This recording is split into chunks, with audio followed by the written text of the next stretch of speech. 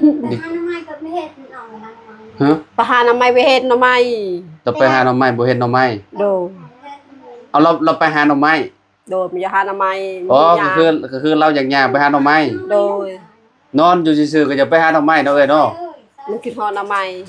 กินฮอดหน่อไม้โดยก็แพงเหรอคือจะลงน้ำไม่อย่าลงน้ำจะลงน้ำ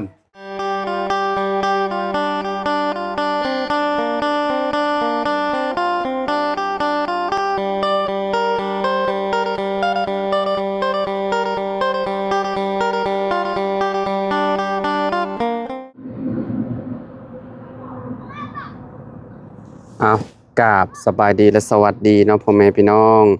FC เบิร์สสุขุสุคนเนาะบ่ว่าสิอยู่ในและก็ต่างประเทศเด้อพี่น้องกันยินดีต้อนรับเข้าสู่ช่องบ่าวลาวสตูดิโอคือเก่าคือเดิมเปิดภาพมามื้อนี้พี่น้องเฮาก็อยู่ที่เรือนซาลานแป้นทางน้องวิเด้อพี่น้องเด้อเนาะก็เข้ามาเยี่ยมมายามทางสมปองเพิ่นก่อนพี่น้องเนาะหลังจากที่กลับมาแต่ห้องหมอพี่น้องเนาะมาใส่ไปใส่ยาซะดอกพี่น้องเนาะไปใส่ยาอยู่ห้องหมอแขวงสะวรรณเขตเนาะแล้วก็ได้เดินทางกลับมาบ้านแล้วพี่น้องเนาะเอากลับไปเยี่ยมยามทำข่าวเพิ่นก่อนเนาะบ่ฮู้ว่าเป็นจังได๋พี่น้องเอ้ยเฮาก็บ่ได้เข้าก็คือว่าแหละพี่น้องเมื่อวานนี้เนาะมามันค่ำเนาะมันค่ำก็เลยบ่ได้แวะเนาะมื้อนี้ก็มาแวะเพิ่นก่อนพี่น้องโอ้มื้อนี้น้องวิอยู่บ่มื้อนี้เนาะพี่น้องเอ้ยเนาะ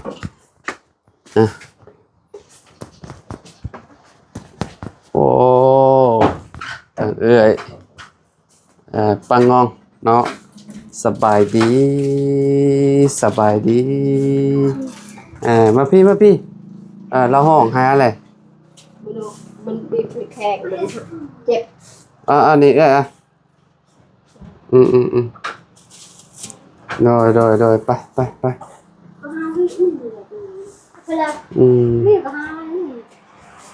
สบายดีเด้อเด้อเป็นจังได๋ไปก็หานะก็หาอันนั้นวิให้เจ้านวดให้บ่นวดคือแขกแล้วเราหาเนี่ยแค่หมดตัวเองเนาะเกิดวิกินน้ำเป็นถึงที่กินน้ำมันจับกินน้ำมันกินเวลาจะเป็นยังก็ขออนุญาตกินเวลาแกงอยากกินน้ำมันไหลแกงอยากกินแกงหน่อไม้แล้วแสบก้นแล้วว่าจุ๊บเจ้าเอาแกงหน่อไม้ให้เรากินมันไปหาเองเราจะไปหาหน่อไม้โดยโยย่างไปได้บ่จะไปหาหน่อไม้ปลานิ่นกินแกงปลานิลโดยหน่อไม้นะหน่อไม้ต้มอยากกินหน่อไม้ต้มพร้อมโดยปลาอันนั้นหน่อไม้มันหมดเด็กผีหน่อไม้ก็ไม่เฮ็ดน้องหาหน่อไม้ฮะไปหาหน่อไม้ไปเฮ็ดหน่อไม้เราไปหาหน่อไม้บ่เฮ็ดหน่อไม้โดยเอาเราไปหาหน่อไม้โดยมีหาหน่อไม้อ๋อก็คือเราอยากย่างไปหาหน่อไม้โดยนอนอยู่ซื่อๆก็จะไปหาหน่อไม้เนาะเอ้ยเนาะมันกินฮอดหน่อไม้กินฮอดหน่อไม้โดยแพงเหรอ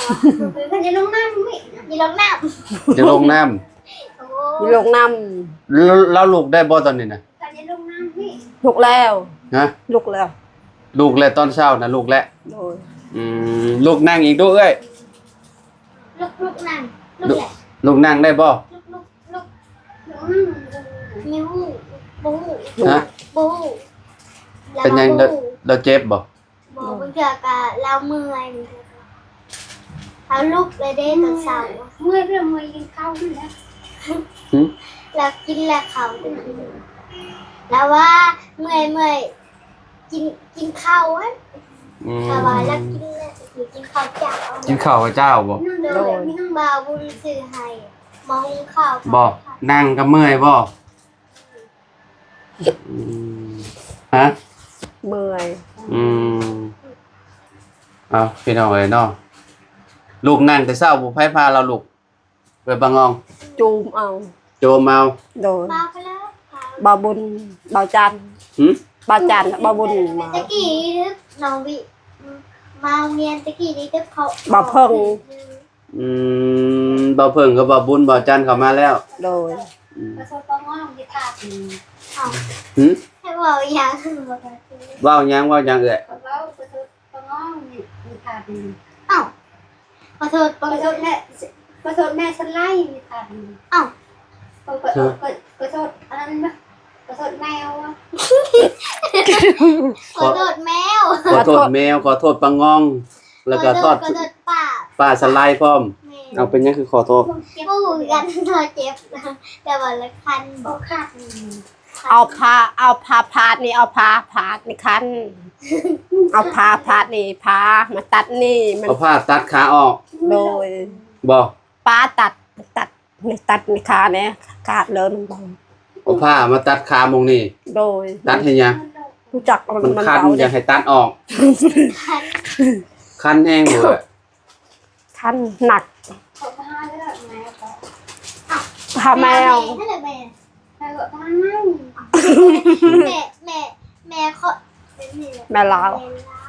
แม่ลาวอ่ะแม่ลา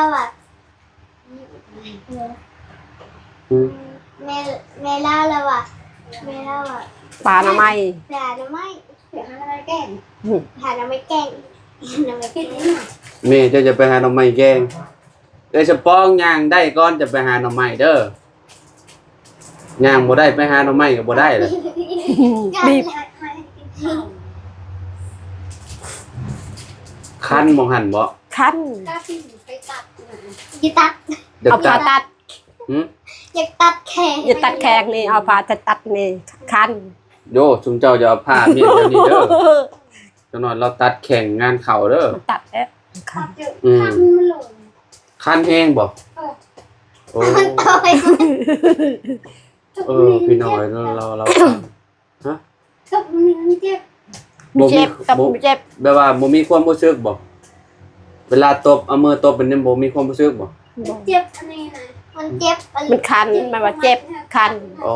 คันหยุบๆเนาะ โดย ฝั่งนี้คันบ่ บอ คันแต่ฝั่งนั้นเนาะ โดย คันนั้นเนี่ยมัน คันเคือนี่เอาผ้าตัด พยายามให้เราลุกนั่งแน่อย่าให้นอนตลอดหลาย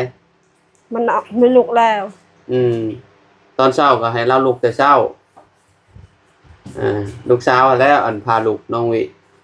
บ่ได้ไปโรงเรียนบ่วิมื้อนี้ ไปกำลังมาติด อ๋อมาแต่โรงเรียนแล้วเนาะ โดย พี่น้อยเนาะเดี๋ยวปะงองเด้บ่ได้ไปหากินบ่มื้อนี้ นี่เผาแม่วิ พ่อแม่น้องวิ โดย แบบน้องดีกับไปโรงเรียนน้องกับไปโรงเรียน คือว่ามื้อนั้นเอาหนูมาแต่ไสมื้อนึง หนูป้าไม่สไลด์กูระบาว่าวอันนี้ อ๋อ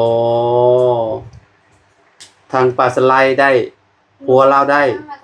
โดย อืม เลยเดี๋ยวเข้า มันคันเลยมันโคนมันคัน คันเนาะ คัน คันบ่ฮู้ว่าเป็นย้อนหยังพี่น้องเอ้ยเนาะ คัน มันคันเอา คันเราอะเวลาจับแบบนี้เจ็บบ่ เจ็บเอ่ย ฝั่งนี้บ่เจ็บบ่ฝั่งเบิ่งขวาเจ็บบ่เบิ่งซ้ายก็ เจ็บมันเลย เจ็บบ่เลยเบิ่งขวาเบิ่งซ้ายเจ็บบ่เลยเนาะ คันเลยอ่ะคัน หึ แต่ว่าคัน คันหยุบๆเนาะ โคนอยู่นี้คือคันที่วิ่งคือ อืม คันที่โคน ใจเลือดเบิดจักทง ที่ทง สี่ทงบ่ เธอเขาอุ้มไม่ได้เธอเขาอุ้มอีก เดมโบไปใช่จ้ะไปเฮ็ดเรื่องแล้ว ไปหุดเข่า รูดข้าว โดย โอ้ที่แล้วเหรอบ่ มันเติบเลยออกไปตลอดอ๋อ หึ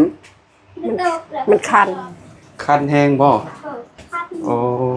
คันเบิ่งนี่เนาะ จีไข่กันจังออกเลย เอ้าเฮ็ดจังได๋ซะเนาะ เหี่ยว ฮะ เหี่ยวแล้วอ่ะ ปวดเหี่ยวใส่เป็นเพิดให้เราแล้วบ่ เชื่อแล้วใช่แล้ว เห็นเราเหี่ยวแล้ว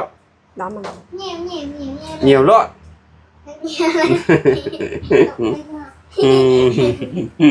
ที่เนาะเอ้ยเนาะโอ้เนาะ เอาไปเหี่ยวประตู เนี่ยหลดเนี่ยตบเนี่ย กินข้าวกับหยังเรากินข้าวกับหยัง ข้าวกับข้าวเจ้า กินกับข้าวเจ้าละล้านนี่นะ โดย เออนมเราก็กินอยู่บ่ กินแล้ว ก็ดีน้องแต่พื้นดิ กินแล้ว แช่เมียนอยู่หรอว่า แซ่แหละ บ่แช่มันเสียได้เปิดล่ะ แซ่เศร้า เจ็บเลยเจ็บคน เจ็บก้นบ่ โดน กินมีเยอะดิ ถ้ามันเจ็บรู้จักมันเจ็บ ก้นละบาดบ่เลยนะได้ บาด เออเป็นแผลใหญ่บ่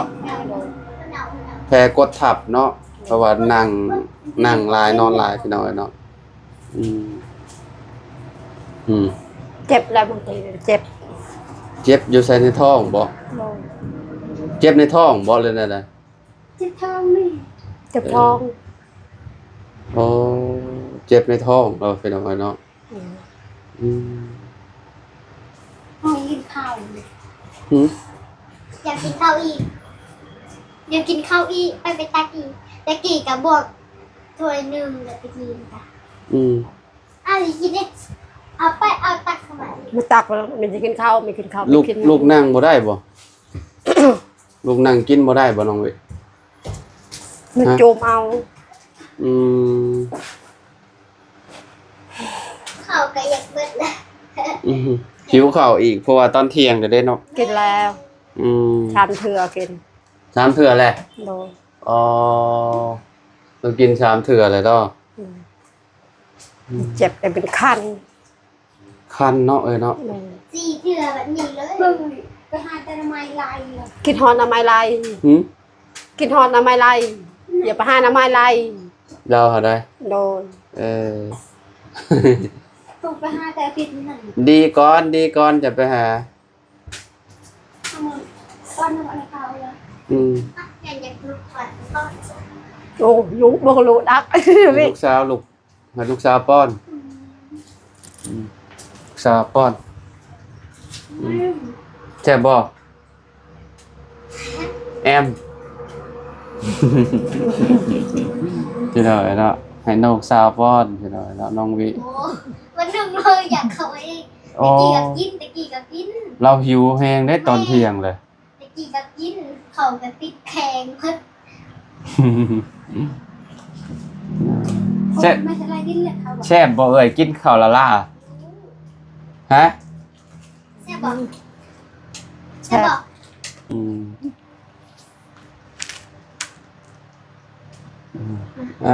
ข้าวเจ้าพี่น้อยเนาะ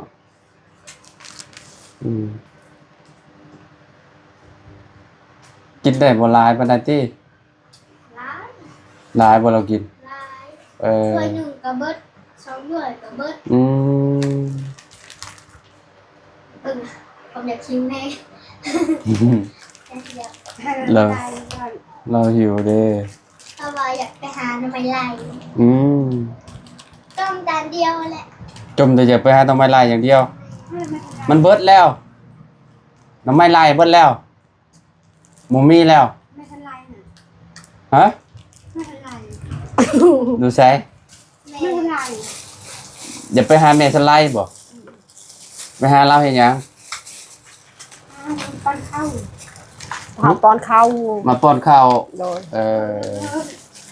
มาป้อนข้าว บีบนี่ ให้เรามาบีบให้อืมเจ้าก็บีบให้เรานี่ เบิกขา บีบเป็นบ่ เป็นบ่ อ้าวคอยบีบเด้ จะบีบแบบนี้ บีบแล้วแต่ทำบีบแล้ว บ่ ไอ้คอนี่มันเจ็บ อืม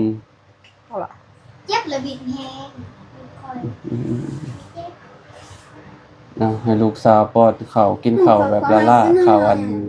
อันนั้นพี่น้องเนาะเป็นข้าวเจ้าข้าวสวยเนาะ ไม่ คอย โอ้เรากินข้าวแซ่บได้พี่น้องเอ้ยเนาะข้าวละล่าก็ยัง เขา แซ่บ เลย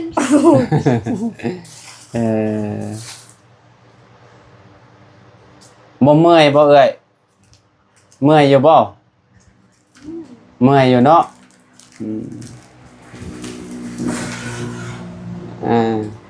โอ้ย ป้อนดีๆเลย อ๋อหิวคือคนบ่เคยกินนี่เนาะกินแบบ เรากำลังเคยกิน ฮะ กินผักเน่า อืม กินผักเน่า นี่กินยังก็นี่กินผักเน่าผักเน่าเป็นผักแบบใด ผักแบบเป็นกินละกา เป็นน้ำเด้ เป็นน้ำครับบ่ โดย คู่กันกับผักกูดหั่นเนาะ โดย กินบ่ผักกูดผักกูดก็กินบ่เดี๋ยวให้ลูกเจ้าแล้วไปหาให้กินเด้อผักกูด เบิ้งนี่อยากเล่นแล้ว มาเอาเจ้าเอาไปหาน้ำประกูด อิ่มเลยอย่าง มาบอกเจ้าไปหาน้ำพาประกูดมัน ให้คนไปหาผักกูดดูน้ำตก อิ่มเลยอาบน้ำอยากอาบน้ำ เป็นไรให้ลูกพาลงมาอาบเด้อพี่น้องเนาะทางแม่น้องวิเนาะโอ้ว้าวเก่งเนาะนั่นนี่เนาะเราว้าวตอนนั้นเราบ่ค่อยว้าวเนาะ โดย นี่เพิ่นว้าวป้าแจ๋วๆเลยบัดนี้เนาะ โดย